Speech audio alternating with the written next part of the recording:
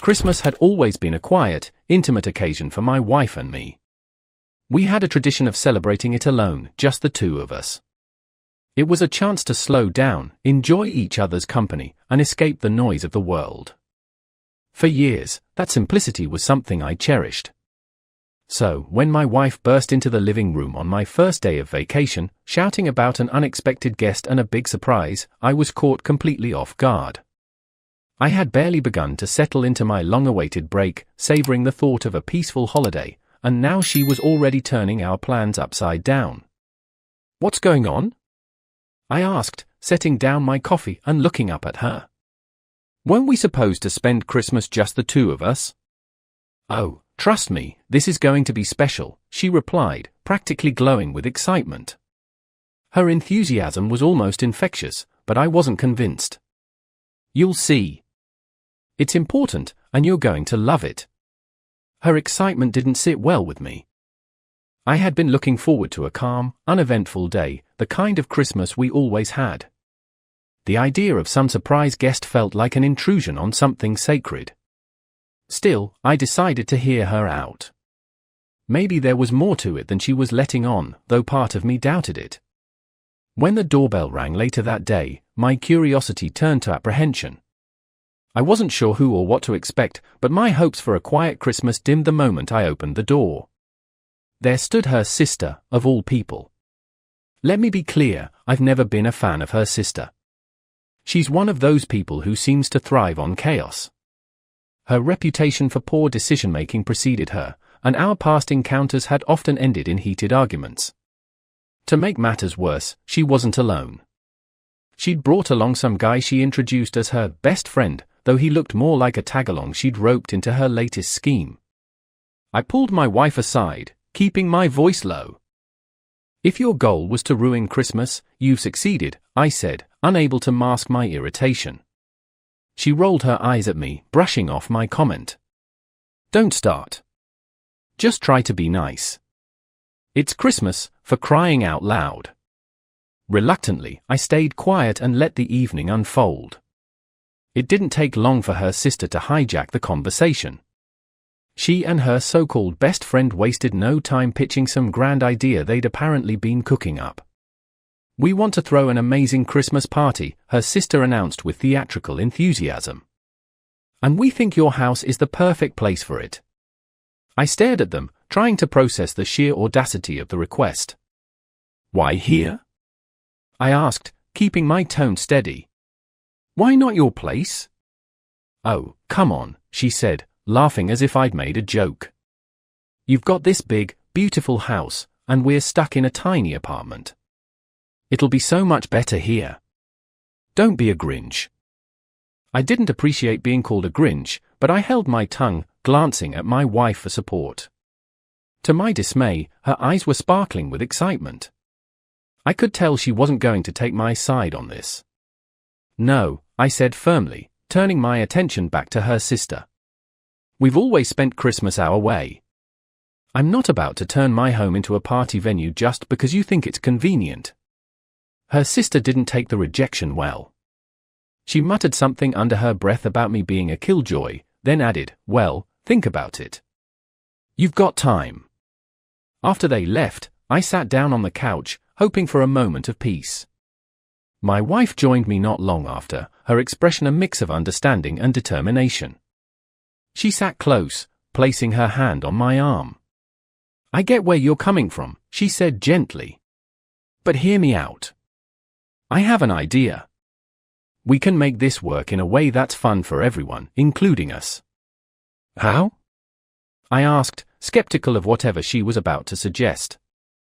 "I've got a plan," she said with a confidence that left little room for argument.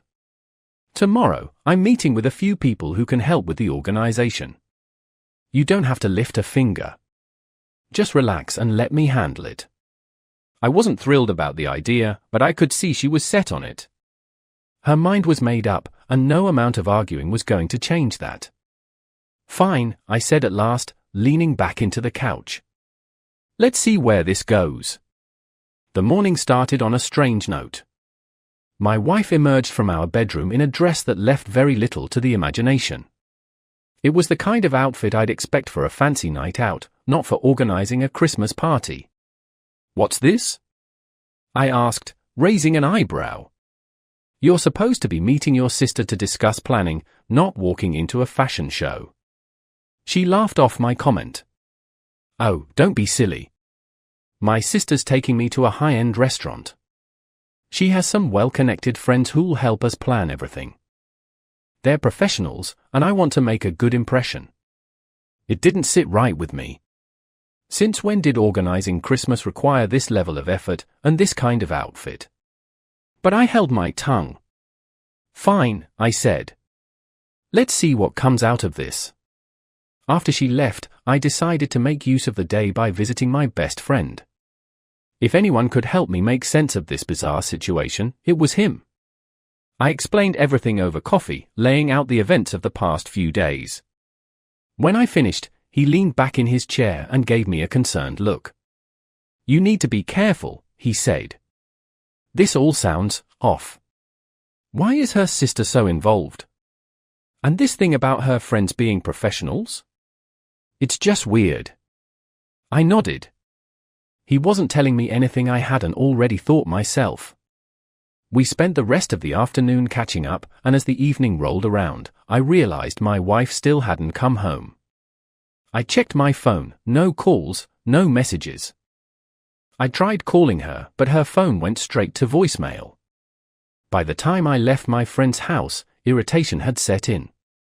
Driving home, I rehearsed in my head how I'd confront her. When I walked through the door, though, my annoyance turned to confusion. There she was, sprawled out on the couch, clearly drunk and sound asleep. I sighed, leaning against the doorway. So much for her important meeting with professionals. This was going to be an interesting conversation in the morning. When she finally woke up, she didn't try to deny anything. "I know I shouldn't have gotten that drunk," she said, her voice groggy. "But don't get the wrong idea. I was just having some wine with my sister. Her boyfriend came to pick her up, and I ended up crashing here." "Fine," I said. "But what exactly did you accomplish? Did you figure out any details for this party?" "Actually, yes," she replied, perking up. "We've decided to rent a cottage. Or rather, my sister's friends will handle the rental. The idea is that we'll celebrate Christmas with family at home, then head to the cottage at night for a bigger party with friends. It'll be great, a mix of family time and social fun." Her enthusiasm was met with my skepticism. "And why do we need a cottage for this? Can't we just stick to one place?" "It's about creating the right vibe," she said. "Besides, this way we'll have a controlled environment where everyone can relax and meet new people. It'll be fun, trust me." The next day, I reluctantly agreed to accompany her to check out the cottage. The moment we arrived, two young men, clearly the friends her sister had mentioned, greeted us with self-satisfied grins. One of them wasted no time making an inappropriate comment about my wife's figure. I shot him a glare that made him step back, and he quickly changed the subject. The cottage itself wasn't bad. Spacious, well-kept, and secluded enough to feel private. While my wife admired the interior, I kept an eye on the young men. One of them couldn't stop staring at her, his gaze lingering far too long. When he noticed me watching, he immediately looked away, but the damage was done. My mood had soured even further. We eventually decided the cottage would work for the party, and my wife made arrangements to book it. As we were preparing to leave, one of the men approached her and asked for her phone number. "You know, just so we can coordinate the details directly," he said, flashing what he probably thought was a charming smile. To my surprise, she gave it to him. On the drive home, I couldn't keep quiet. "Why can't they go through your sister? Isn't she the one who brought them into this?" She sighed, clearly annoyed. "You're overcomplicating things. We still have a lot of work to do, and the last thing we need is unnecessary drama. Just trust me on this." With that, she left the conversation hanging, leaving me wondering what other surprises this Christmas had in store. The morning started abruptly with the sound of my wife's phone ringing. It was so loud it woke me up, and I groggily rolled over to see her already sitting up, answering the call. Her voice was cheerful, and she was laughing at something the person on the other end said. I grumbled something about the early hour and tried to doze off again, but her conversation dragged on. When I finally woke up fully about an hour later, I was surprised to hear that she was still on the phone. She was chuckling at something, her tone lively and animated. I cleared my throat loudly, making it clear that I was awake, and she quickly ended the call. Who was that? I asked as I sat up, still trying to shake off my grogginess. Just the guys we met when we were looking at the cottage, she replied casually. They have some kind of problem, and I'm meeting them later to help sort it out. I frowned. A problem so serious you spent an hour laughing about it. She sighed, already sounding exasperated. Don't turn this into an argument. I'm an optimist, I believe in handling things with a light heart. Besides, we still have to figure out the program for the party. It has to be spectacular, and it's going to be a surprise. Only my sister, the guys, and I will know the details. I didn't like the sound of this, but I had other things to focus on. I had promised my dad I'd help him with his car restoration project today, so I grabbed my coffee and prepared to head out. We'll talk about this later, I said, leaving her to her plans. The day with my dad was a good distraction. We spent hours in the garage, working on his old car and talking about everything but the strange situation at home. By the time I got back, I was in a decent mood, but that changed quickly when I walked through the door and saw my wife. She was clearly tipsy, her cheeks flushed and her movements a bit unsteady. What's going on here? I asked, crossing my arms. She smiled at me, her voice slightly slurred. I was just getting myself in the mood for an evening with you. Something about her demeanor didn't sit right with me. Deciding to brush it off, I headed to the bedroom to grab some condoms from the nightstand. To my surprise, the box wasn't there. I distinctly remembered seeing it just a few days ago. Where are the condoms? I called out, my voice firm. There was a pause before she answered, her tone noticeably nervous. Oh, I threw them out. They'd gotten damaged, and I didn't want to risk it. Don't worry, I bought new ones. Check my bag. Her explanation didn't sit well with me, but I went to her bag as she suggested. Inside, I found a new box of condoms, but it was already open, and one was missing. I carried the box back to her, holding it up as I asked, why is one missing? She hesitated, her face growing red.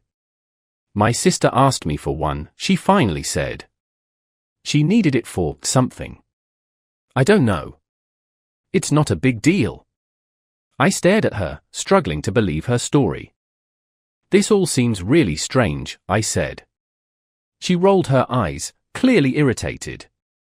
You're blowing this out of proportion. Here, she said, grabbing her phone. She pulled up a text conversation with her sister, showing me a message where her sister had indeed asked for a condom. While it eased my suspicion slightly, I still didn't like how the evening was unfolding. You've managed to kill the mood entirely, she said, shaking her head. And for what? Tomorrow, I might go to my grandmother's place with my sister.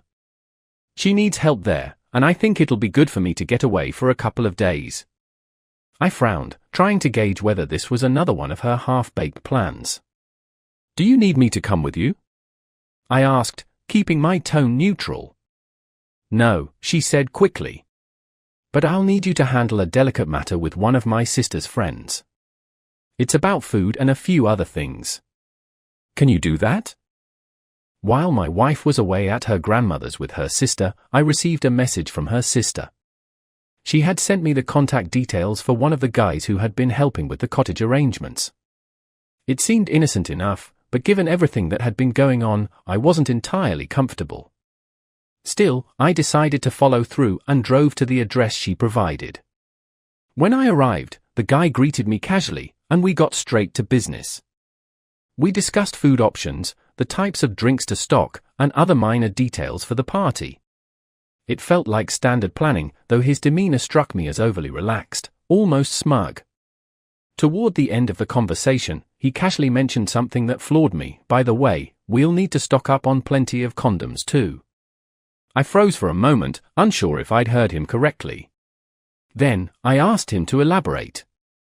That's when he dropped the bombshell, explaining that the plan was for my wife's sister to host some sort of swingers party at the cottage once the main Christmas festivities had concluded. The audacity of the statement left me both stunned and furious. I told him firmly that this was absolutely not happening. I made it clear that I would never allow such a thing to take place. He seemed almost amused by my reaction, asking why I was so against it. My response was direct: this was a betrayal of trust and completely unacceptable, and no one had even hinted at this to me beforehand. It was beyond disrespectful. Leaving the conversation there, I immediately tried to call my wife. She didn't answer, which only deepened my suspicions. I began to wonder how much she knew about this supposed plan. Had she been keeping this from me? Or was she genuinely unaware? Either way, something didn't sit right. I told the guy to drop the ridiculous idea and left. The drive home was filled with frustration and a growing sense of distrust. By the time my wife returned later that evening, I was ready to confront her. Without wasting time, I asked her directly what she knew about the so-called special ending to the party. She looked at me, clearly confused, and claimed she had no idea what I was talking about. I explained the conversation I'd had with the guy, detailing everything he had said, including the mention of her sister's alleged plan. My wife's reaction seemed genuine. She looked shocked and insisted she had no knowledge of such a thing. To prove her innocence, she suggested we call her sister to clear things up.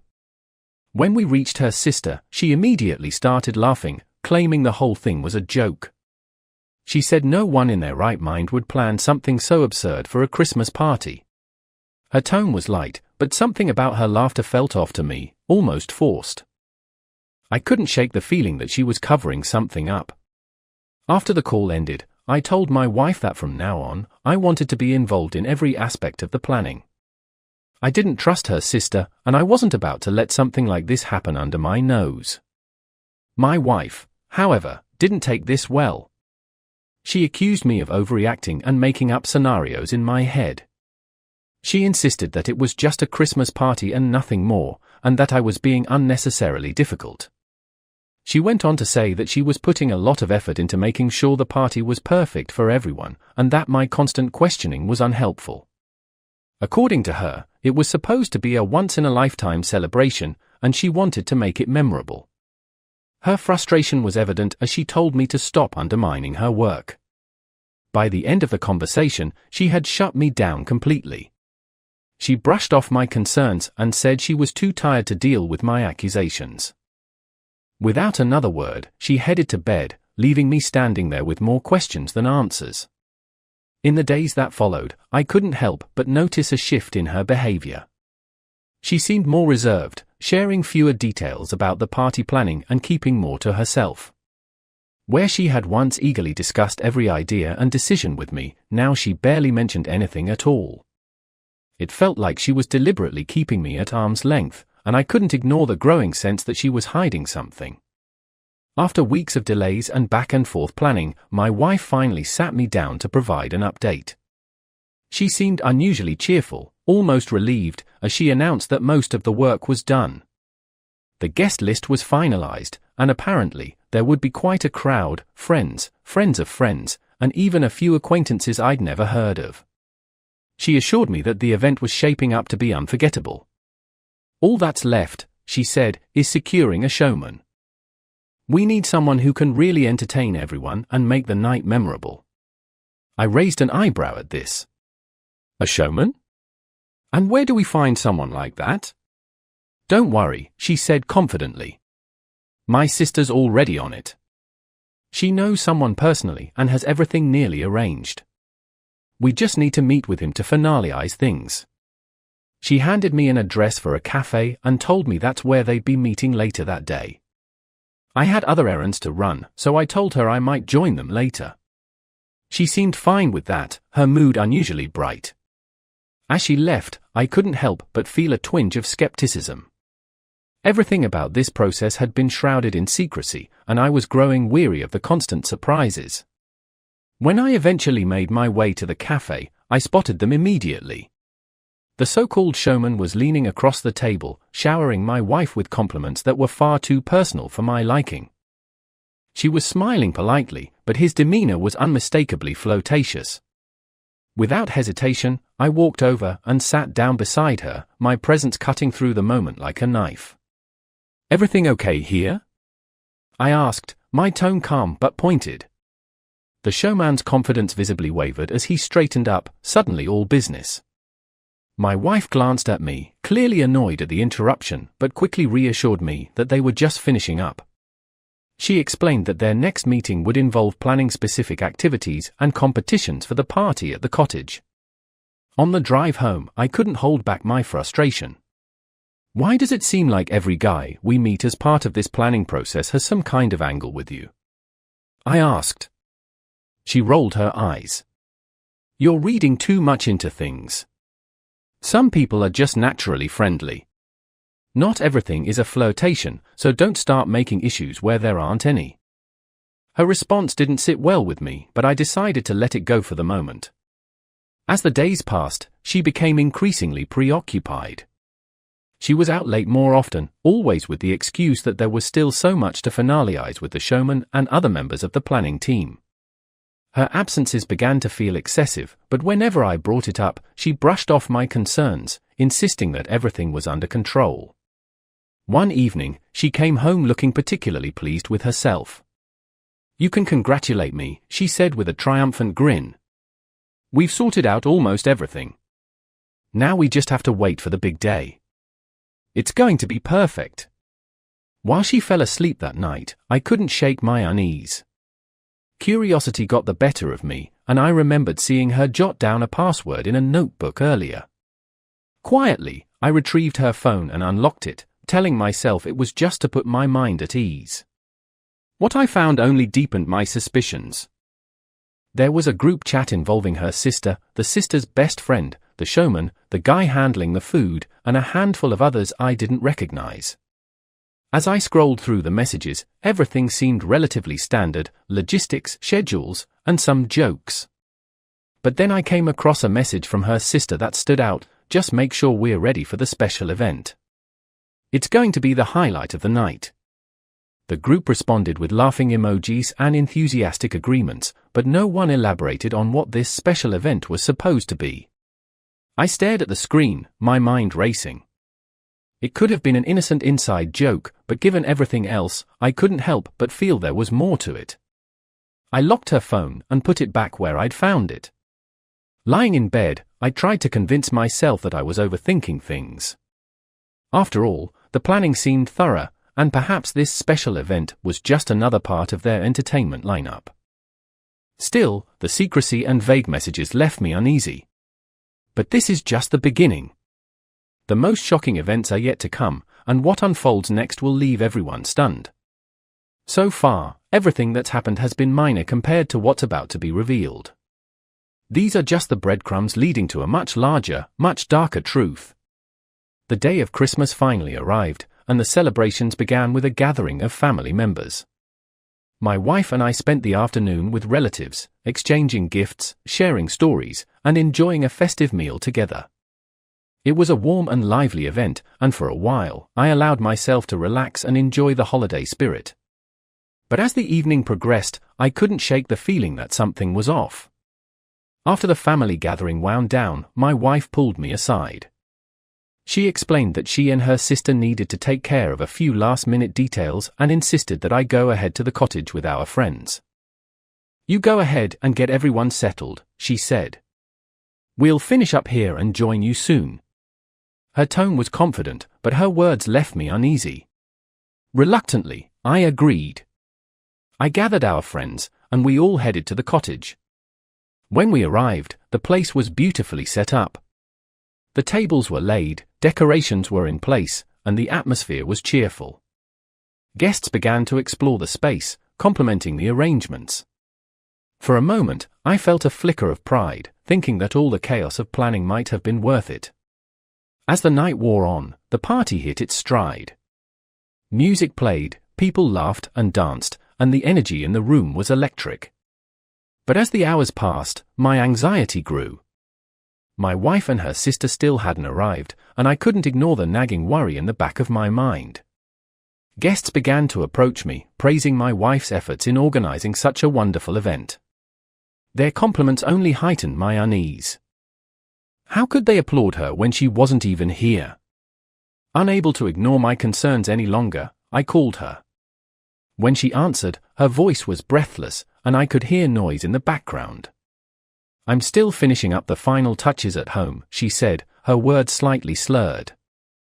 "Don't worry, I'll be there soon." Her tone did little to reassure me. She sounded drunk, and the chaos in the background was anything but comforting. Another hour passed, and she was still nowhere to be seen. My best friend, who had been watching my unease all night, finally pulled me aside. "This isn't right," he said. "We talked about how strange all this was. If you ask me, we should check on her. No one will notice if we're gone for a while." His words struck a chord. I tried calling her again, putting the phone on speaker. The moment she picked up, I was hit with the unmistakable sound of intimate voices in the background, laughter, gasps, and what could only be described as a disturbing mix of sounds. Her voice was slurred as she tried to explain, "It's just loud here, but I'm almost on my way." My heart sank as I realized she was lying. I nodded to my friend, and we quietly left the party, jumping into my car. The drive back to our house felt like an eternity. When we arrived, several cars were parked outside, and the sight immediately set me on edge. My worst fears were about to be confirmed. We entered the house and were met with a scene that made my blood run cold. My wife was in the middle of an unthinkable act, surrounded by 5 other people. I didn't take the time to process the details. Instead, I pulled out my phone and began recording. They didn't notice me at first, too caught up in their depravity. When I'd captured enough evidence, I reached for the pistol I kept in the drawer by the door and fired a single shot into the floor. The sound echoed through the house, freezing everyone in their tracks. My wife and her companions turned to face me, their expressions a mix of shock and terror. "What the hell do you think you're doing in my house?" I roared, my voice steady despite the fury coursing through me. My wife stammered, trying to approach me with her hands raised in a placating gesture. "It's not what it looks like," she began, her voice desperate. "You've got it all wrong." "Wrong?" I barked, leveling my gaze at her. "Get out. All of you. If you're not gone in the next 10 seconds, I swear I'll shoot every last one of you, and no one will question me because this is my house." The panic in the room was palpable. Her so-called friends scrambled to gather their things and bolted out of the door without looking back. Even her sister, who had been complicit in so much of the deception, fled without a word. My best friend, sensing the tension, muttered, "I think I should leave too. I hope she understands what she's brought upon herself." His parting words seemed to pierce through my wife's defensive facade. She crumbled, sinking to the floor in a fit of hysterical sobs. I looked down at her, my voice cold and unwavering. "Believe me," I said. "Whatever you think is coming, you have no idea what you're about to face." After the chaos of that night, I made my stance clear to my wife. I stood in front of her and said coldly, "Listen to me carefully, either you live by my rules in this marriage starting now, or we get divorced. There's no middle ground." She stared at me, her face pale and tear-streaked, unable to respond. But I wasn't finished. I wasn't going to let her off the hook so easily. I intended to give her hope, to let her believe there might still be a chance for reconciliation, all while I prepared my revenge. I wanted her to feel every bit of pain and humiliation that she had inflicted on me. Over the next few days, word of what had happened spread like wildfire. People at the party must have talked because soon my wife's phone wouldn't stop buzzing with angry messages. Her so-called friends were furious, accusing her of ruining everything, and even the people she thought were on her side turned their backs. I watched her shuffle around the house, constantly checking her phone, her face etched with guilt and misery. It didn't bring me joy to see her like this, but it didn't soften my resolve either. When the work week began, I took the next step. In complete secrecy, I called my lawyer and told him everything. I laid out the events of the party, the betrayal, and what I wanted to do next. He listened carefully, and after I finished, he assured me that we would start the divorce process immediately. I instructed him to proceed quietly, without notifying my wife until everything was in place. This was only the beginning of my plan. In the meantime, I turned my focus to our finances. My wife had no idea how much control I really had over our accounts, and I used that to my advantage. I began transferring every last penny into a separate, secure account that only I had access to. Bit by bit, I emptied out the shared accounts, leaving just enough to avoid raising suspicion. It took a few days, but by the time the paperwork was finalized, I had full control over everything we owned. When the divorce papers were finally ready, I decided to deliver them in a way she would never forget. I carefully packaged the documents, wrapping them in layers of festive paper and placing them inside a series of increasingly smaller boxes. I tied the final box with a bright ribbon, making it look like the perfect Christmas gift. I wanted her to experience that fleeting moment of hope and excitement before it all came crashing down. On Christmas morning, I approached her with the package in hand. "Let's forget about everything that's happened," I said with a smile that I knew looked genuine. "Here's my gift to you. Let's start fresh." Her face lit up with relief, and she eagerly took the box from me. "Of course," she said, her voice breaking with emotion. "I'd love nothing more." I watched as she unwrapped the gift, box by box, the anticipation building on her face with each layer. Finally, she reached the last box, opened it, and pulled out the stack of divorce papers. Her expression froze in place as the reality of what she was holding sank in. "What is this?" she whispered, her voice trembling. "Those are divorce papers," I said calmly, my voice devoid of any emotion. "You destroyed my trust, my life, and my Christmas. I want you to feel what it's like to have your world ripped apart." She erupted into hysterics, screaming at me, calling me every name she could think of. "You're a monster," she shrieked. "Why did you keep me here just to do this to me?" "So you'd know exactly how it feels to have your life shattered by someone you trusted," I replied coldly. I didn't give her time to argue further. I grabbed a suitcase, filled it with her clothes, and threw it onto the front lawn. "Get out of my house," I said firmly. "I don't care where you go, but you're not staying here." She begged me to stop, to talk things through, but I ignored her. I pushed her out the door, watching as she stood in the cold, crying and shouting. I didn't care. This was her doing, and she would face the consequences. I locked the door behind her, shutting her out of my life for good. Over the next few weeks, the divorce proceedings began in earnest. My lawyer made sure everything was airtight. When she tried to claim that I had been abusive, even saying I had fired a gun at her, I was prepared. I had my best friend as a witness, and I reminded everyone that I had been in my own home. The claims were dismissed easily, and the court ruled in my favor on every front. By the time everything was over, my wife was left with nothing. I took full control of the house, the finances, and all our shared assets. With no money and nowhere to go, she ended up moving back in with her mother. She was forced to get a job for the first time in years, and I heard from mutual acquaintances that she struggled to adjust to her new reality. None of it mattered to me. She had made her choices, and now she was living with the consequences.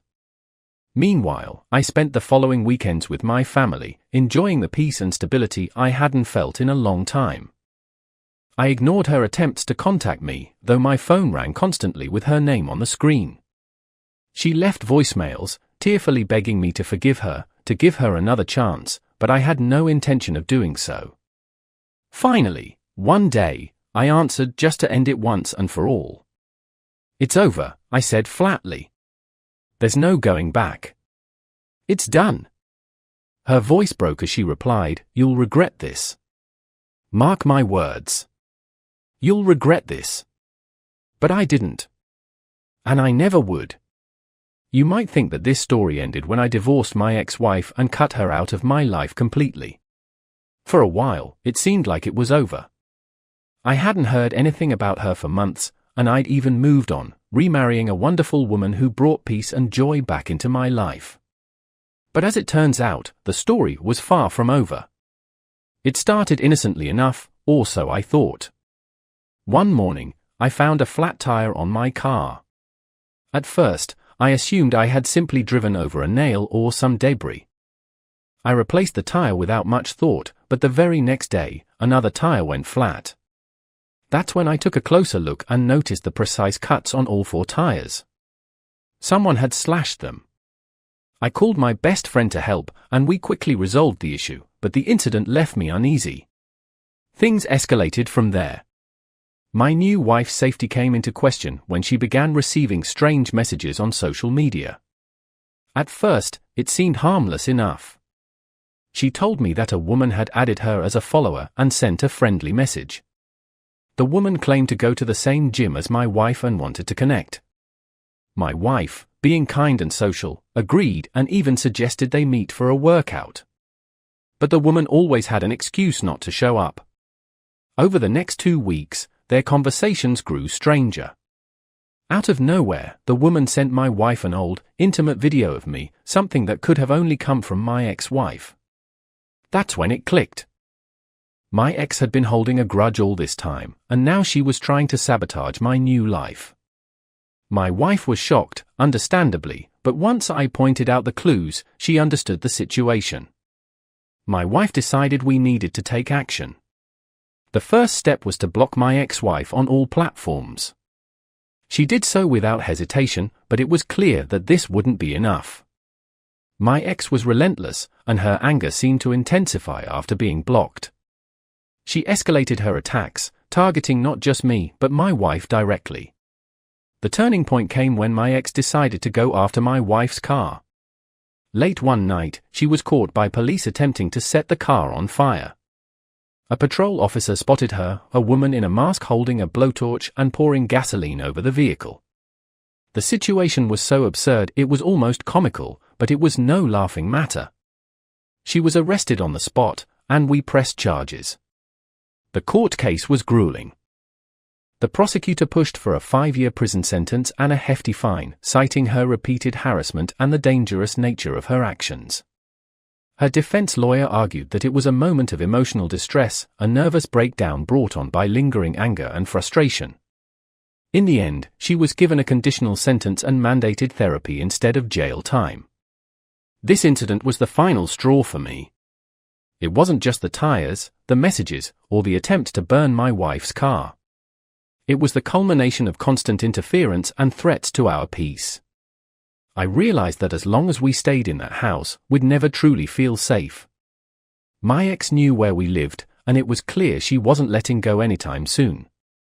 We made the decision to sell the house and move away. It wasn't an easy choice. That house had been a fresh start for me and my new wife, a place where we had built our life together. But no physical space was worth the stress and danger we were facing. After the sale, we relocated closer to my wife's family. Her parents lived in a quiet, welcoming town that felt like the perfect place to start over. With their support, we purchased a new home and began to rebuild our lives. The change of scenery brought a sense of relief that I hadn't felt in a long time. My ex-wife's harassment had taken a toll on us, but it hadn't broken us. If anything, it brought my wife and me closer together. We learned to trust and support each other in ways we hadn't before. Moving near her family also gave us a strong support system, which made the transition much smoother. The peace and quiet of our new home was a stark contrast to the chaos we'd left behind. For the first time in months, I felt like I could breathe again. We focused on building a life free from the shadow of my ex's bitterness. We spent more time with her family, exploring the local area, and planning for a future that was finally ours to shape.